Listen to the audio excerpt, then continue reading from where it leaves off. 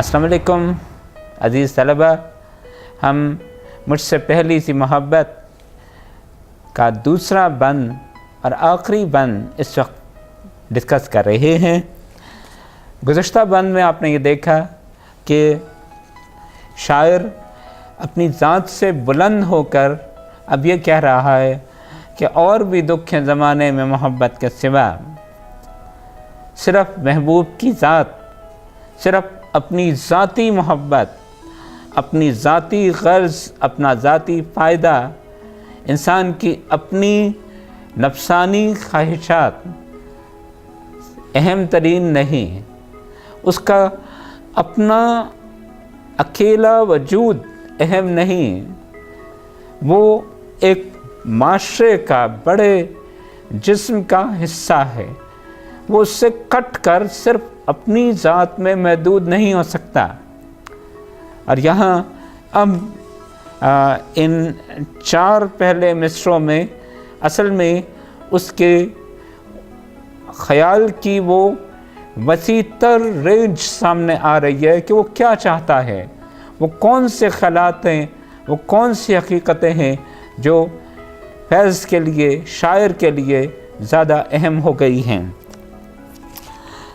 अनगिनत सदियों के तारीक बहीमाना तिलिस्म, रेशमो अतलसो कम ख्वाब में बनवाए हुए, जा बजा बिकते हुए कूचाओ बाजार में जिस्म, खाक में लिथड़े हुए खून में नहलाए हुए, लौट जाती है उधर को भी नज़र क्या कीजिए, अब भी दिलकश है तेरा हुस्न मगर क्या कीजिए।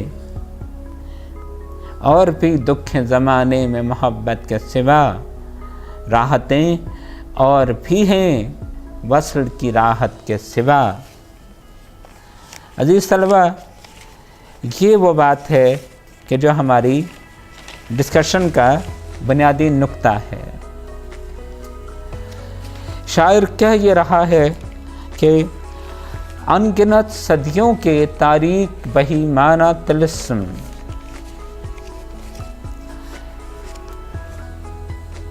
यहाँ पर हम आपको तिलिस्म की, जादू की बुनियादी डेफिनेशन दोबारा याद करा रहे हैं, दोहरा रहे हैं। और डेफिनेशन ये दी गई थी कि कोई ऐसी चीज़ कि जो हकीकत ना हो और जिसे हकीकत बनाकर पेश कर दिया गया हो। अब इस लफ्ज़ के मानी को जहन में रखते हुए इसको दोबारा पढ़िए कि क्या कहा गया। अनगिनत सदियों के तारीक बहीमाना तिलिस्म, ये तारीक बहीमाना ऐसी चीज़ें हैं कि जो हकीकत नहीं थीं, जिनको हकीकत बनाकर पेश कर दिया गया। वो समाजी और माशरती मज़ालिम जो दरअसल जुल्म थे, जो लोगों के लिए तकलीफ़ का, आज़ार का बाइस थे, और ये अनगिनत सदियों के थे। ज़मानों से लोगों को कुछ गैर हकीकी तकलीफ़ दे बातों का ग़ुलाम बना के रखा जा रहा था, और ये बुनियादी तौर पे इस्तेहसाल था, एक्सप्लॉयटेशन थी, समाजी, माशरती। और इसके साथ साथ ज़्यादा अहम बात ये कि इन मज़ालिम को दिलकश बना दिया गया। अतलसो रेशमो अतलसो कम ख्वाब में बनवाए हुए, रेशम, अतलस, कम ख्वाब तीनों कपड़े के नाम हैं। बहुत खूबसूरत और बहुत महंगा कपड़ा। कहा यह जा रहा है कि ये मज़ालिम थे, और ये मज़ालिम क्या था, ये इनकी वजाहत अभी करते हैं। जुल्म को, इस्तेहसाल को एक बड़ी खूबसूरत दिलकश शक्ल दे दी गई, उनको लिबादों में लपेट दिया गया। कहीं उसे समाजी रसूम का नाम दे दिया गया, اگر بڑی بڑی باتوں کی بات کی جائے تو خاندانی نظام، اونچ نیچ کا نظام، جہیز کا نظام، کسی کے برتر کسی کے کمتر ہونے کو جو ایک مذہب کی سنکشن دے دی گئی ہے، وہ لوگوں کو برتر اور کمتر بنا دیا گیا، حقوق چھین لیے گئے، کہیں وفاداری کا نام دے دیا گیا، کہیں رعایا اور بادشاہ کے رشتے میں جو وفاداری کا تصور ہے وہ دے دیا گیا، کہیں ظلم کرنے کے لیے کچھ مراعات دے دی گئی۔ دیکھیں، یہ وہ چیزیں تھیں کہ جو لوگوں کو ایک شکنجے میں کسے ہوئے تھیں، ایک خاص طبقہ ایکسپلائٹ کر رہا تھا، لوگوں کی محنت پر عیش کر رہا تھا، جو جاگیردار تھے، سرمایہ دار تھے، حکمران تھے، اور انہوں نے عام لوگوں کو کچھ خوابوں کے، کچھ خیالات کے، کچھ رسوم کے اندر قید کر دیا تھا۔ فیض اس بات کو پوائنٹ آؤٹ کرتا ہے کہ یہ مظالم خوبصورت لبادوں میں لپیٹ دیے گئے، کہیں کسی بادشاہ کے لیے وفاداری کی بات تھی، کہیں جاگیردار صاحب کو اپنا انداتا بنا کے پیش کیا جا رہا تھا، کہیں پیر صاحب کے قدم چھونے کو جنت کی کنجی بنا دیا گیا تھا۔ یہ وہ طلسم تھے کہ جن کا حقیقت سے کوئی تعلق نہیں تھا۔ فیض یہ کہتے ہیں کہ اب میں اس استحصال حقوق سے محرومی کی طرف بھی متوجہ ہوتا ہوں۔ اب میں یہ کیسے کہہ دوں کہ تیری صورت سے ہے عالم میں بہاروں کو ثبات، میں تیرے غم میں ڈوب کر اس غم کو کیسے بھول جاؤں کہ جہاں میرے ہم نفسوں پر ایک خاص گروہ ظلم کر رہا ہے۔ جا بجا بکتے ہوئے کوچاؤ بازار میں جسم۔ اس سے پہلے کہ ہم اس مصرعے کی طرف چلیں، میں آپ کو ایک کوٹیشن کے طور پر یا ایک کراس ریفرنس کے طور پر ایک اقبال کا شعر سنانا چاہوں گا، جو ہم نے ابھی 3-4 لیکچرز پہلے پڑھا۔ جو یہ اقبال نے جب کہا تھا نا سلطنت میں کہ جادوئے محمود سے چشمے ایاز دیکھتی ہے حلقے گردن میں سازے دلبری، یہ بالکل یہی خیال ہے کہ جو فیض نے مختلف لفظوں میں پیش کیا کہ جب ظلم کو، استحصال کو غلامی، ذہنی غلامی کے طور پر ایکسیپٹ کر لیا جائے، جن پر ظلم ہو رہا ہے وہ اس ظلم کو قبول کر گئے، بلکہ اس کو اپنے لیے آنر سمجھ لیا۔ اس ظلم کو فیض سمت فیض نے اطلس و کم خواب میں بنوانا کہا، ایک ایسی صورت دے دینا کہ جس کو وہ مظلوم بھی ذہنی طور پہ قبول کر لے۔ اور پھر جا بجا بکتے ہوئے کوچاؤ بازار میں جسم، خاک میں لتھڑے ہوئے خون میں نہلائے ہوئے۔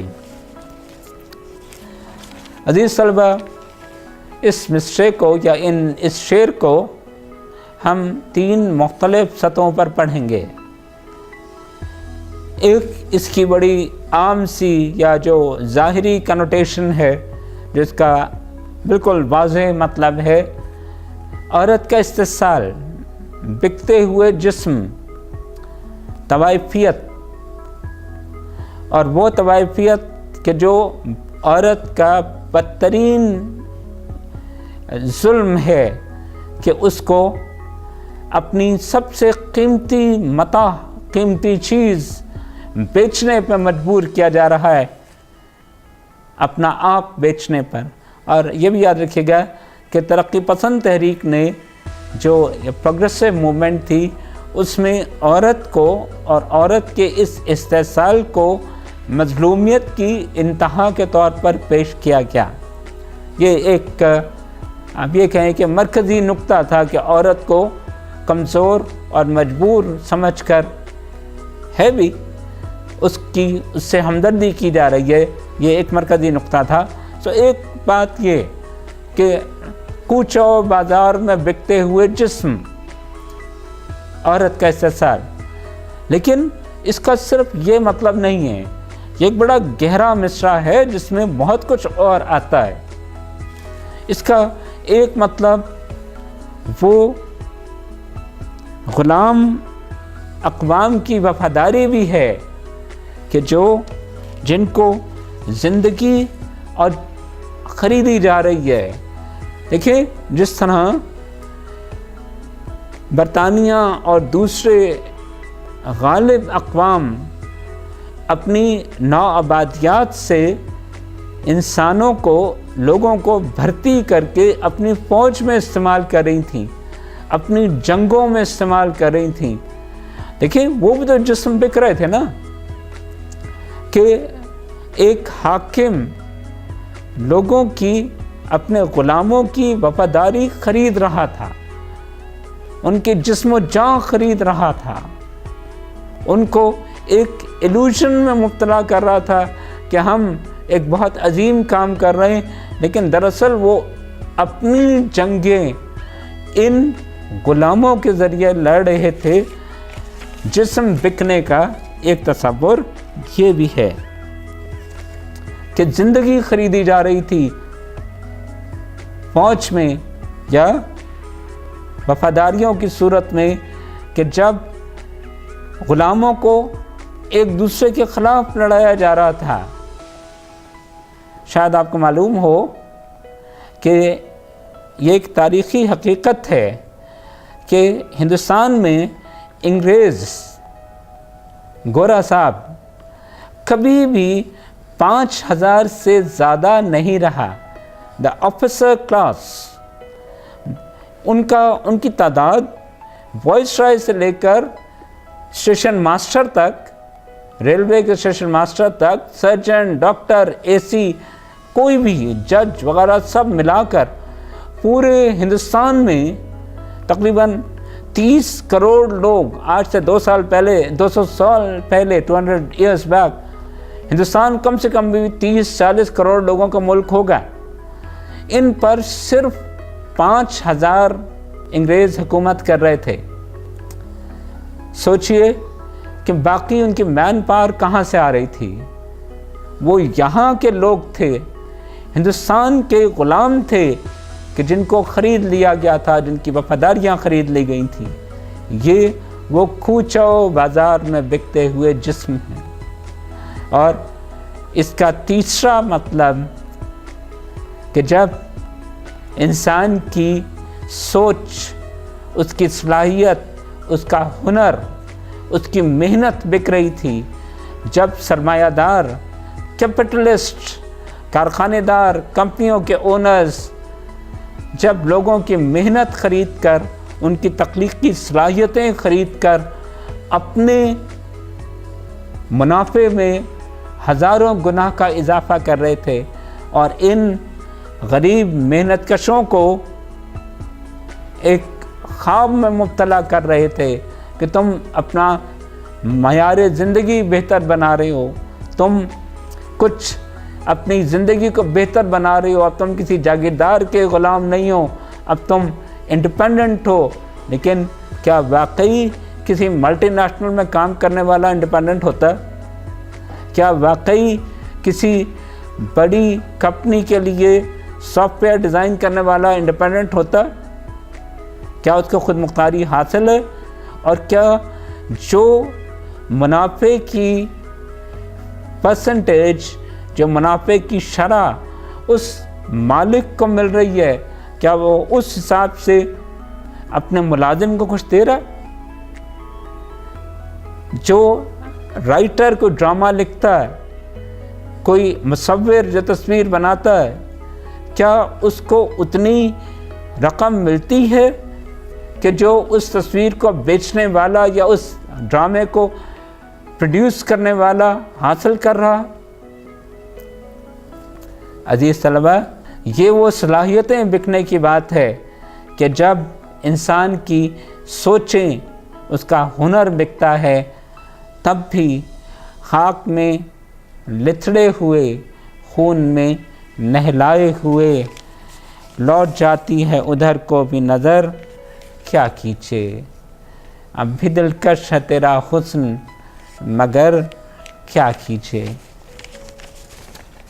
اب شاعر اپنی ذات سے بلند ہو رہا ہے۔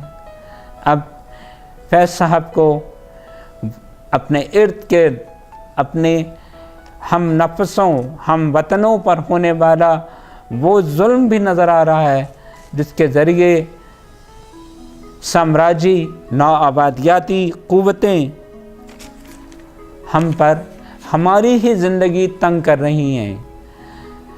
محبوب کا حسن دلکش ہے، اس کی محبت سے، اس کی چاہت سے انکار نہیں، لیکن یہ بھی ہے کہ اس محبت میں اب کچھ غم دنیا بھی شامل ہو گیا۔ اب شاعر کی مکمل توجہ صرف اس کی ذاتی محبت کی طرف نہیں ہو سکتی، اب اسے ایک وسیع تر کینوس پر سوچنا ہے، غور کرنا ہے، ان باتوں کو بھی اپنی زندگی کا حصہ بنانا ہے جن پر اس سے پہلے وہ اپنی ذاتی محبت میں ڈوب کر اپنے نفس کی خوشی کے لیے باقی ہر چیز کو نظر انداز کر رہا تھا، لیکن اب وہ یہ کہتا ہے کہ اب بھی دلکش ہے تیرا حسن، مگر کیا کیجے۔ راحتیں اور بھی ہیں وصل کی راحت کے سوا، اور بھی دکھ ہیں زمانے میں محبت کے سوا۔ یہاں وہ بات آ گئی کہ اب یہ سب معاشرتی ناہمواریاں، یہ سب جو انسانوں کے دکھ ہیں، وہ بھی شاعر کے دامن خیال کو اپنی طرف کھینچ رہے ہیں۔ اسی لیے مجھ سے پہلی سی محبت میری محبوب نہ مانگ۔ یہ وہ فرمائش تھی، یہ وہ حقیقت تھی جس کا اظہار پہلے شعر میں یا پہلے مصرعے میں کیا گیا تھا، جب ہم یہ سوچ رہے تھے کہ آخر شاعر ایسا کیوں کہہ رہا ہے۔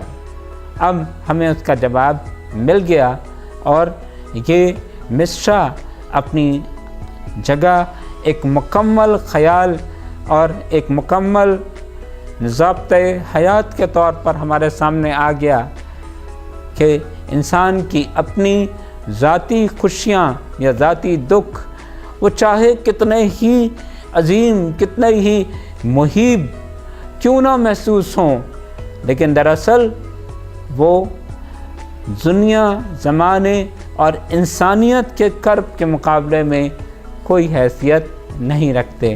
اس لیے مجھ سے پہلی سی محبت میری محبوب نہ مانگ۔ بہت شکریہ، اللہ حافظ۔